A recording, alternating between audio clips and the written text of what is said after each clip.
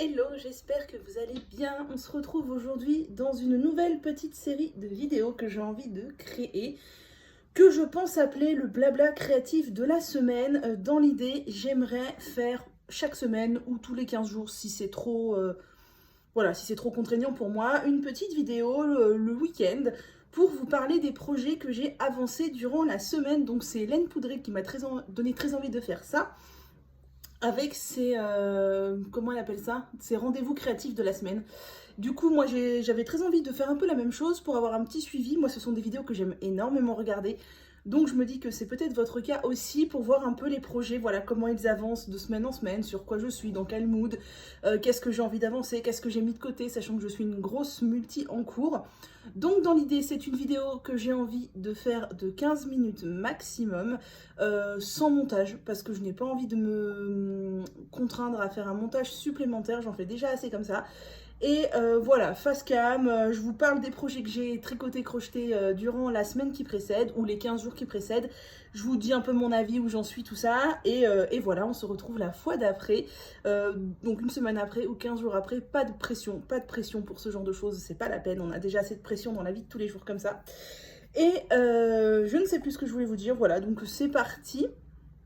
Oui, donc si vous voulez plus de détails sur les projets ou voir d'autres choses, j'en parle beaucoup dans mes vlogs. J'en parle dans mes journaux créatifs et j'en parle dans mes vidéos dédiées à mes encours, donc qui tombent régulièrement sur ma chaîne. Il y a une playlist. Je vous invite à aller voir ça. Donc, cette semaine, j'ai travaillé, j'ai pas l'impression de travailler quand je fais du tricot, mais c'est vrai qu'on dit travailler. Mais du coup, bref, j'ai tricoté et crocheté sur 3 projets différents. Donc, pour commencer, j'ai avancé mon Find Your Fade et pour cause, je me suis déchaînée. Il est quasiment fini. Je pense que je le finirai demain. Alors attendez, j'en suis... Ah, ma pelote qui est tombée par terre. D'accord, donc c'est pas grave. J'avais mis un Keeper Progress samedi dernier pour voir où j'en étais. Là, nous sommes samedi 21 août. Donc ça fait une semaine et je ne vois plus mon Keeper Progress. Il est là. Voilà, mon Keeper Progress, il est là. C'est quoi d'ailleurs? C'est une petite tasse de... Donc j'avais fait ça. Donc c'est sûr que c'est un peu restreint pour vous montrer un châle en entier dans cet angle vertical en plus. Donc j'avais mis mon Keeper Progress, j'en étais là. Et j'ai super bien avancé puisque cette semaine, en une semaine, j'ai tricoté tout ça. Et je pense qu'il sera fini demain puisqu'il me reste en gros 24 rangs, je crois, à faire, quelque chose comme ça. Donc voilà, ce sont 24 rangs de nombre de mailles identiques. Je crois qu'on a 230 et quelques mailles. Donc c'est pas énorme. C'est une construction que j'adore. J'ai adoré tricoter ce châle, même si je me suis gourée plusieurs fois. Genre là, je sais pas pourquoi, j'ai pas fait le bon nombre de rayures. J'étais emballée par l'idée de changer de couleur, donc j'ai zappé le nombre de rayures. Du coup, j'ai rattrapé ici en faisant plus de points mousse et plus de rayures. Du coup, il y a plus de rayures que dans le patron. Ici, je me suis rendu compte trop tard que j'avais fait 2 rangs au lieu d'un, donc du coup bah, j'ai enchaîné sur des rayures de 2 rangs, soyons fous. Et là, je crois que là, il y a le bon nombre de rayures qu'escompté, je crois. Par contre, là, il y a moins de rangs de points mousse parce que je me suis rendu compte que j'avais plus beaucoup de couleur marron. Donc, j'ai fait ma dentelle et il manque 2 rangs parce que je n'avais plus du tout de marron. Je suis allée tout au bout de mon écheveau, j'en avais plus du tout de ce marron-là. Donc là, le changement de couleur est abrupt. J'ai pas pu faire de rayures, tant pis. Je me dis que ça se verra pas des masses dans la grandeur du truc qui est gigantesque. Bon, bah, j'aurais mieux aimé que ce soit des rayures, mais pour ça, il aurait fallu que je défasse toute ma partie marron pour démarrer la dentelle plus tôt et faire des rayures. Et j'avais pas du tout envie de défaire, donc je n'ai pas défait. Donc là, on est en mode color block, tant pis, c'est pas grave. Là, la dentelle, je me suis plantée. Vous voyez, normalement, la dentelle, ça fait des lignes... Ah, je sais pas si on voit. C'est censé faire des lignes quoi. Si on voit que ça fait des lignes, là, ça fait pas des lignes parce que je me suis plantée. Vous voyez, on voit là, ça fait une ligne et là, ça fait une ligne, c'est ce rang.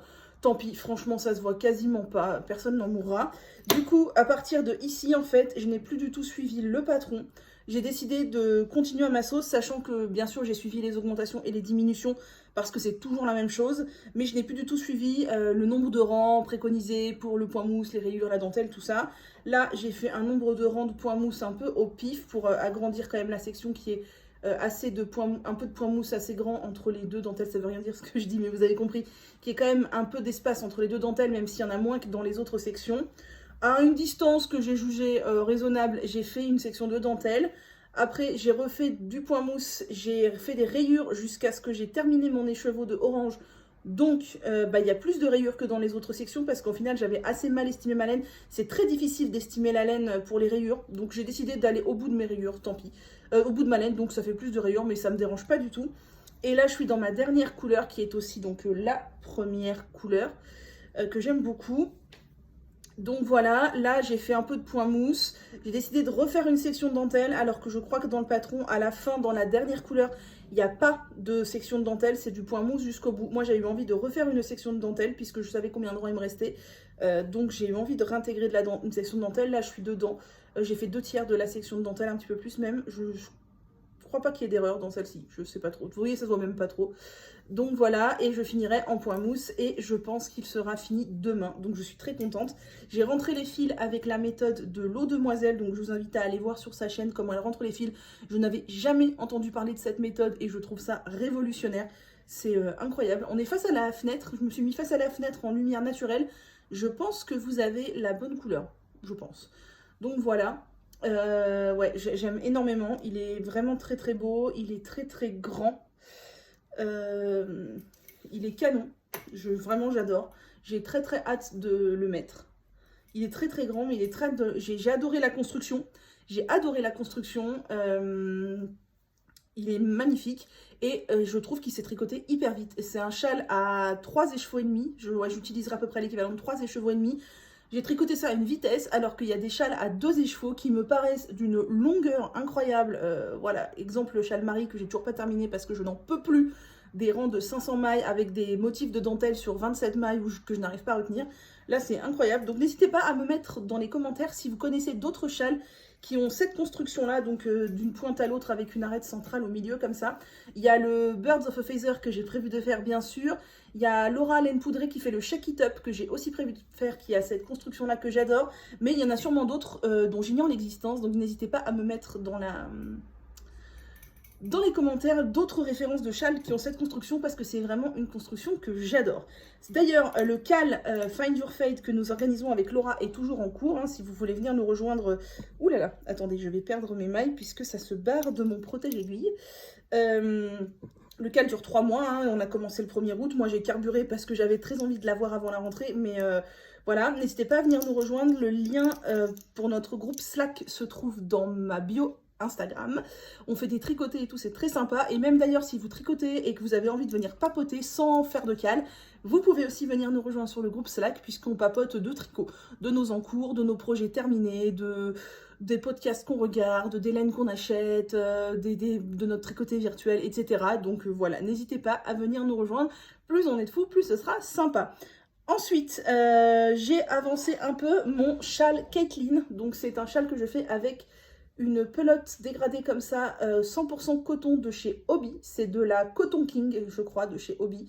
J'aime beaucoup ces cakes de coton là qui sont dégradés, dont le dégradé est très joli. C'est pas du color block. Je déteste les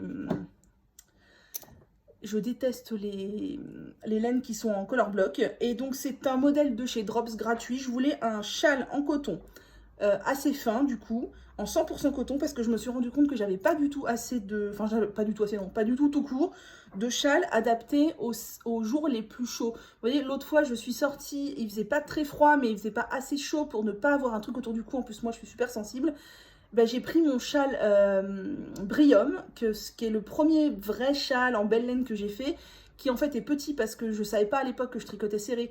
Donc j'ai pris les aiguilles escomptées et du coup il est plus petit que escompté, mais c'est le seul châle petit et pas trop épais que j'ai puisqu'il est en fingering. Je n'ai pas de châle en coton et je me suis rendu compte que j'ai beaucoup de châles en type DK. Et au final, les châles en type DK, c'est bien quand il fait bien froid, mais je manque de châles en fingering et je manque de châles en coton et je manque de châles pas trop grands. Donc j'ai cherché sur Drops et j'ai trouvé le modèle Caitlin, qui est un modèle gratuit, qui est un châle asymétrique, donc un châle chèche asymétrique qui va d'une pointe à l'autre. Et j'aimerais bien le finir dans pas trop longtemps, mais je crois que j'ai même pas utilisé la moitié du cake là. Et c'est des cakes qui font 1000 mètres. Donc ça me prend quand même du temps, sachant que je tricote en 3. J'aime beaucoup le rendu en 3, c'est assez fluide. Et en même temps,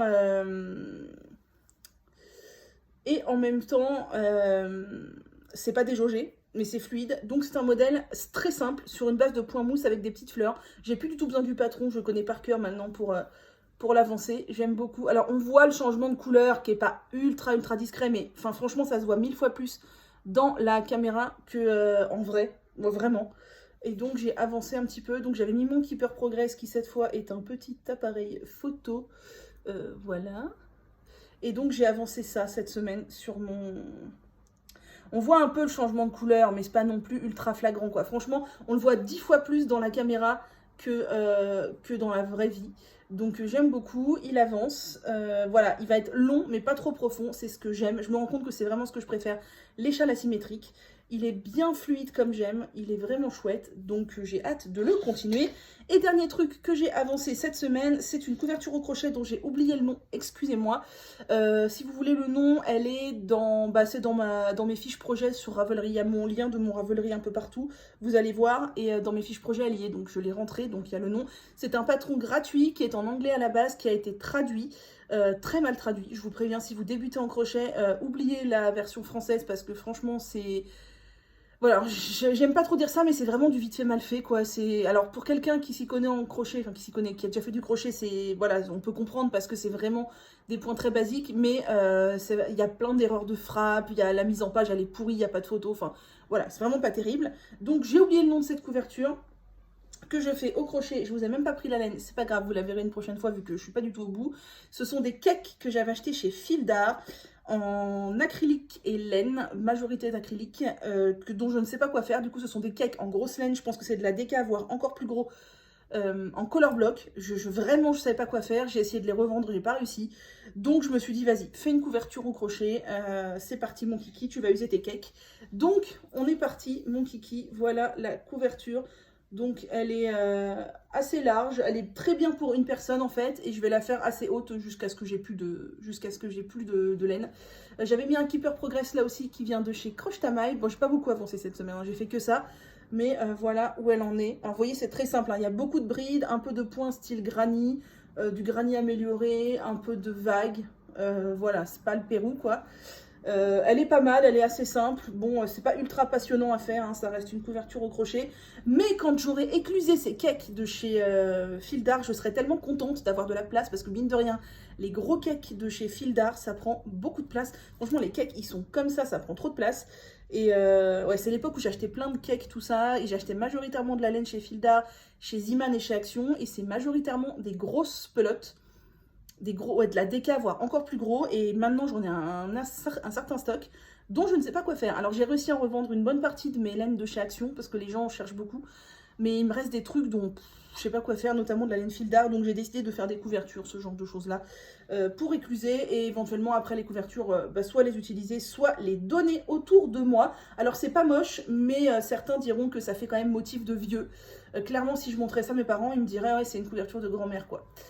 Je trouve pas ça moche, franchement. Alors là-dedans, il y a 3 cakes. Un cake dans les tons violets, un cake dans les tons roses et un cake dans les tons marron beige. Je trouve pas ça moche du tout, mais voilà, clairement, les gens qui aiment pas le crochet, ils vont trouver ça hyper ringard. Et je ne vous en veux pas, mais j'ai pas non plus besoin d'entendre vos critiques, c'est votre avis, vous le gardez pour vous, et c'est très bien comme ça. Voilà, bah on a fait le tour de mes projets que j'ai avancé cette semaine. Le but là de la prochaine semaine, c'est finir mon Find Your Fade.